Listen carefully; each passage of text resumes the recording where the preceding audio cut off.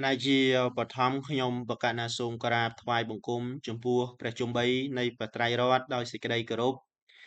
សូមក្រាបនមស្ការចំពោះបកណាគុណចាស់ព្រះថេរានុថរៈគ្រប់ព្រះអង្គដោយសេចក្តីគោរពចម្រើនពរញាតិញោមពុទ្ធបរិស័ទប្រុសស្រីទាំងអស់ដោយសេចក្តីរាប់អាននៅក្នុងវេលាគ្រាអាកាសពេលនេះខ្ញុំបកណាបានឱកាសក្នុងការធ្វើនៅវីដេអូសម្ដែងចែកជូននៅតួនាទីរបស់ឪពុកម្ដាយ5ចំពោះបុត្រធីតាប្រុសស្រីវីដេអូមុនអាត្មាបាននិយាយអំពីតួនាទីរបស់កូនចំពោះឪពុកម្ដាយ5រួចមកហើយប៉ុន្តែនៅក្នុងវីដេអូនេះជាតួនាទីរបស់ឪពុកម្ដាយចំពោះកូនវិញម្ដងនៅក្នុងពុទ្ធដីការបស់ព្រះសម្មាសម្ពុទ្ធជាអង្គម្ចាស់បរមគ្រូនៃយើងព្រះអង្គសម្ដែងអំពីតួនាទីណារបស់ឪពុកម្ដាយចំពោះកូននោះមាន5ទី1គឺការហាមណាមិនឲ្យកូនធ្វើនៅអំពើអាក្រក់ទី2ណែនាំកូនណាធ្វើអំពើល្អទាំងពួងទី3ឲ្យកូនទទួលបានការអប់រំគឺការរៀនសូត្រ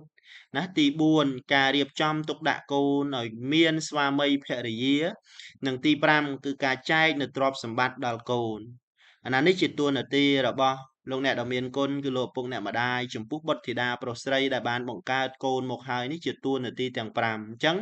ដើម្បីលំអិតណាសិក្សាក៏ដូចជាស្ដាប់ក៏ដូចជាទស្សនាតួនាទីទាំង5នេះមានអត្ថន័យខ្លឹមសារបន្តទៀតយ៉ាងដូចម្ដេចញាតិញោមពុទ្ធបរិស័ទទាំងអស់ណាមេត្តាចូលរួមណាស្ដាប់ចូលរួមមើលទាំងអស់គ្នាទាំងកណ្ណាគុណចាស់គ្រប់ព្រះអង្គអញ្ចឹងទី1គឺការហាមឃាត់កូនមិនឲ្យធ្វើនៅអំពើបាបទាំងពួងឬមួយក៏អំពើអាក្រក់ទាំងពួងអំពើអាក្រក់អំពើបាបនេះតែមួយទេញាតិញោមពុទ្ធបរិស័ទអញ្ចឹងជាក់ស្ដែងណានៅក្នុងជីវិតជាឪពុកជាម្ដាយរបស់គេដែលបង្កើតណាកូនមកហើយនេះមិនដែលនឹងប្រាថ្នាណាចង់ឲ្យកូនคล้ายជាមនុស្សអាក្រក់នោះទេណាតែងតែហាមឃាត់ណាកូននៅពេលឃើញកូនធ្វើទង្វើមិនគួរគប្បីណាមួយនោះលោកតែងតែណែនាំស្ដីថាអប់រំណាទូលមានព្រានប្រដៅដល់កូនប្រុសស្រីណាជានិច្ចណាគ្មានឪពុកម្ដាយណាដែលសប្បាយចិត្តនៅពេលឃើញកូនណាធ្វើអំពើអាក្រក់នោះឡើយជាការពិតណាស់ញាតិញោមពុទ្ធបរិស័ទកណ្ណាគុណម្ចាស់គ្រប់ព្រះអង្គណាឪពុកម្ដាយនេះលោកមិនដែលនឹងសប្បាយចិត្តនឹងដែលនឹងរីករាយនៅពេលឃើញកូនគាត់ចេះកាប់ចេះវាយចេះចាក់ចេះប្លន់នោះទេគឺលោកមិនដែលសប្បាយចិត្តនឹងរីករាយហើយក៏នឹងចង់បានឲ្យកូនគាត់ធ្វើនៅបែបនេះដែរជាតួនាទីរបស់ម្ដាយឪពុកណាលោកតែងតែហាមឃាត់ណាកូនណាមិនគួរធ្វើកន្លែងនេះទេណាមិនគួរធ្វើបែបនេះទេមិនគួរនិយាយបែបនេះទេណាមិនគួរគិតបែបនេះទេណាឪពុកម្ដាយនេះលោកតែងតែដាស់តឿនក្រើនរំលឹកទូលមាននៅបុត្រធីតាប្រុសស្រីរបស់លោកជានិច្ចជានិរន្តរ៍តាំងតែអំពីកូនកើតមកក៏មិនដែលបង្រៀនកូនណាឲ្យទៅចេះលួចណាឲ្យទៅចេះឆក់ឲ្យដែរឆក់ប្លន់ឲ្យមានតែកូនទៅលួចទៅយកមិនបានប្រាប់គេនឹងមានតែវាយមានតែស្ដីមានតែថាទៀតផងណានេះជាតួនាទីរបស់ឪពុកម្ដាយណាហាមឃាត់កូនមិនឲ្យធ្វើនៅអំពើបាបទាំងពួងណាបន្តមកទៀតតួនាទីទី2របស់លោកអ្នកដ៏មានគុណផងដែរក្រៅតែអំពីហាមឃាត់កូនមិនឲ្យធ្វើនៅអំពើអាក្រក់គឺណែនាំកូនឲ្យធ្វើនៅអំពើល្អនេះជាតួនាទីដ៏សំខាន់ណាវាគឺជាតួនាទីចាំបាច់ណារបស់លោកអ្នក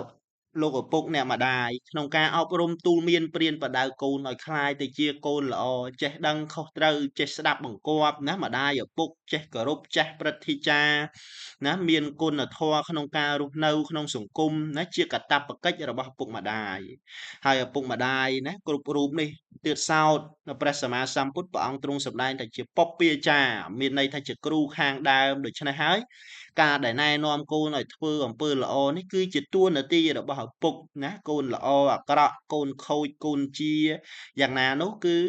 ណាកើតចេញអំពីម្ដាយឪពុកនេះឯងប៉ុន្តែអាត្មាជឿម្ដាយឪពុកគ្រប់រូបមិនដែលនឹង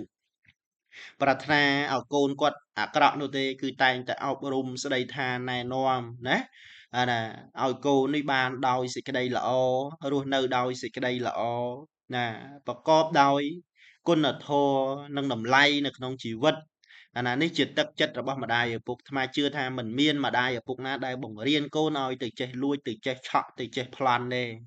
ថ្មីត្បិតតែពេលខ្លះម្ដាយឪពុកពេលដែលកូនខុសគាត់កាន់ជើងនេះដោយសេចក្ដីស្រឡាញ់ប៉ុណ្ណោះប៉ុន្តែជាក់ស្ដែងសួរថាម្ដាយឪពុកចង់ឲ្យកូនចេះលួចចេះឆក់ទេមិនទេជាទឹកចិត្តរបស់ម្ដាយឪពុកណាអញ្ចឹងទី2តួនាទីរបស់គាត់គឺណែនាំកូនឲ្យធ្វើនៅសេចក្ដីល្អអាណានេះជាតួនាទីទី3លោកសំដែងថាក្រោយអំពីហាមគាត់ខាត់កូនមិនឲ្យធ្វើអំពើបាបឲ្យកូនធ្វើអំពើល្អទី3លោកសំដែងថាត្រូវឲ្យកូនទទួលបាននៅការអប់រំគឺការសិក្សារៀនសូត្រណាដែលបានកាលដែលម្ដាយឪពុកបង្កើតកូនមកហើយមិនបានឲ្យកូនសិក្សារៀនណាអាណាហើយបានឲ្យកូនសិក្សារៀនសូត្រនៅចំណេះជំនាញសពមុខណាទាំងឡាយឈ្មោះថាប្រសើរក្រៃណាព្រោះថានៅក្នុងជីវិតរបស់យើងរស់នៅសពថ្ងៃនេះมันអាចខ្វះនៅចំណេះវិជ្ជាបានឡើយញាតិញោមអាណាហើយព្រះសម្មាសម្ពុទ្ធជាអង្គម្ចាស់បរមគ្រូនៃយើងណាព្រះអង្គសម្ដែងតសើណាបុគ្គលដែលមានបញ្ញានេះឈ្មោះថាជាបុគ្គលដែលមានទ្រព្យសម្បត្តិដ៏វិសេសក្រៃលែងរោគទ្រព្យដតីនៅឯទៀតឯណាឲ្យប្រៀបស្មើនឹងទ្រព្យគឺវិជ្ជានេះมันបានឡើយណាអញ្ចឹងតួនាទីណារបស់ម្ដាយឪពុកណាគឺឲ្យកូនបានសិក្សារៀនសូត្រណាសិក្សានៅចំណេះជំនាញមិនថាតែការសិក្សានៅក្នុងសាលាទេគេរៀនគ្រប់ទីកន្លែងតាំងពីការរស់នៅការនិយាយស្ដីអីនេះគឺបង្រៀនកូនណាណែនាំកូនឲ្យទទួលបាននៅចំណេះដឹងអាណាហើយពួកអីបានជាហេតុចាំបាច់ម្ដេចបានព្រះសម្មាសម្ពុទ្ធថាត្រូវតែឲ្យកូននឹងទទួលបានការសិក្សាអប់រំនៅក្នុងប្រពៃណីទំនៀមទម្លាប់ខ្មែរយើងណាញាតិញោមពុទ្ធបរិស័ទកណាគុណចាស់គ្រប់ព្រះអង្គកូននេះប្រៀបបានហាក់ដូចជាឈើច្រត់អញ្ចឹងពេលដែលយើងចាស់ទៅបើគ្មានកូនកូនមិនប្រកបដោយធម៌វាប្រៀបដូចជាឈើច្រត់ដែលពុកអញ្ចឹងវាច្រត់មិនកើតទេដឹងទៅពឹងនរណាអញ្ចឹងកាលដែលញាតិញោមឲ្យកូនបានសិក្សារៀនសូត្រចេះដឹងហើយល្អប្រពៃហើយណាមានដោយវិជាសម្បត្តិហើយឈ្មោះថាបានឈើច្រត់ដល់ប្រសើរឈើដែលក្លឹមចាស់ទៅលែងភ័យបានកូននេះជាអ្នកជួយទំនុកជួយបំរុងចោះបើយើងមិនបានឲ្យកូនសិក្សារៀនសូត្រផងណាมันអានបានឲ្យកូនសិក្សារៀនសូត្រផងសួរតែចាស់ទៅពឹងនរណាកូននោះវាអត់ដែរព្រោះវាមិនសូវចេះអីព្រោះឥឡូវការងាររកតែអ្នកចេះខ្ញុំអាណាអញ្ចឹងដល់ទៅធ្វើយ៉ាងណាឲ្យកូននោះបាននៅវិជ្ជាសម្បត្តិឲ្យកូនទៅរៀនហើយកាលដែលមានវិជ្ជាសម្បត្តិនោះឈ្មោះតបាននៅសុភមង្គលដែរអ្នកដែលមានចំណេះដឹងបញ្ញាស្មារតីល្អនោះមិនដែលដល់នៅសេចក្តីវិនាសទេទាំងជីវិតរស់ស៊ីក្តីជីវិតរស់នៅជាប្តីប្រពន្ធក្តីកាលបើគេមានបញ្ញាទោះបីជាគេឆ្លោះប្តីប្រពន្ធគេយ៉ាងណាក៏គេចេះរកមធ្យោបាយដោះស្រាយដែរវាប្រសើរជាងអ្នកដែលមិនមានចំណេះដឹងតែឆ្លោះហើយកើតហិង្សាកាប់ចាក់វាយដំច្រំធាក់លែងគ្នាអញ្ចឹងបានឲ្យកូនសិក្សារៀនសូត្រនោះឈ្មោះណាថាប្រពៃប្រសើរដោយការអប់រំទូលមានអាណាជាតួនាទីរបស់ឪពុកម្ដាយទី3ហ្នឹងសំខាន់ណាញោមអាណាដល់ទៅទី4ក្រោយអំពីបានឲ្យកូនសិក្សារៀនសូត្រហើយត្រូវរៀបចំទុកដាក់កូននឹងឲ្យមានគូសកលគ្រួសារ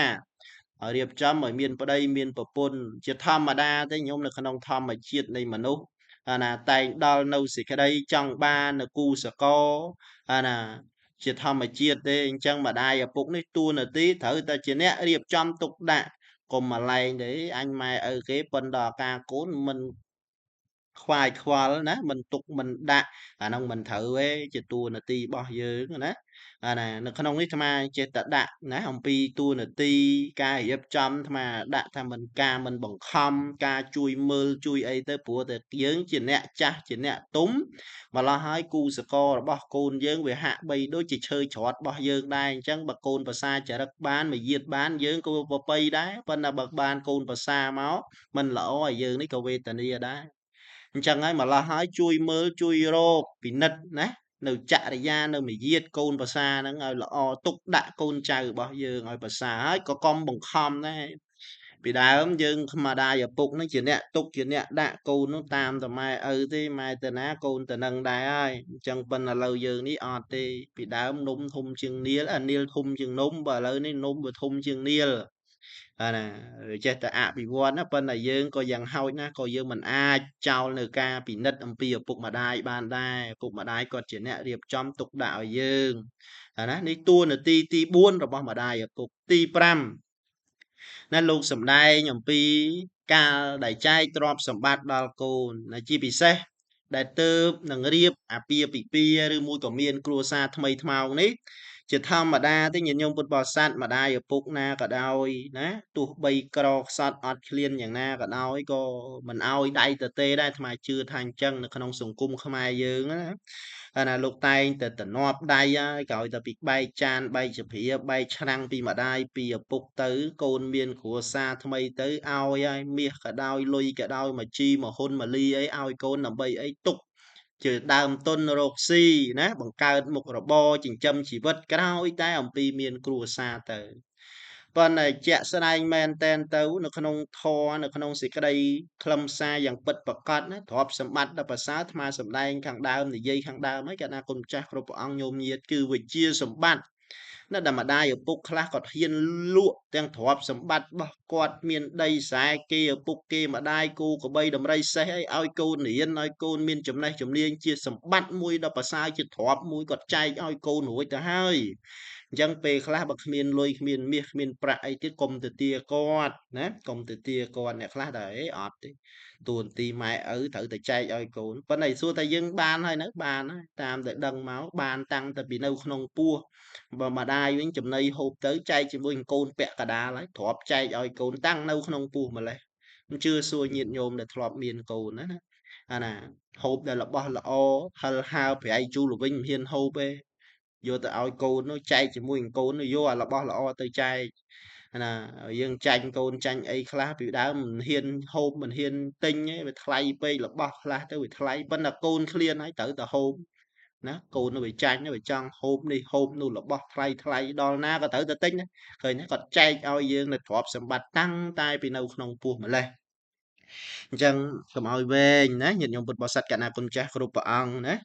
ណានេះជាតួនាទីទាំង5របស់ម្ដាយឪពុកណាចំពោះកូនណាមានទាំង5នេះដែលអាត្មាបានរៀបរាប់មកហើយខុសត្រូវយ៉ាងណាខន្តីអភ័យទោសពីសំណាក់កណាគុណចាស់គ្រប់ព្រះអង្គញាតិញោមពុទ្ធបរិស័ទប្រុសស្រីទាំងអស់បើសិនជាមានការលើសលួសខ្វះខាតដោយប្រការៈណាមួយសូមមេត្តាខន្តីអភ័យទោសដោយសេចក្តីអនុគ្រោះណាសូមអនុមោទនា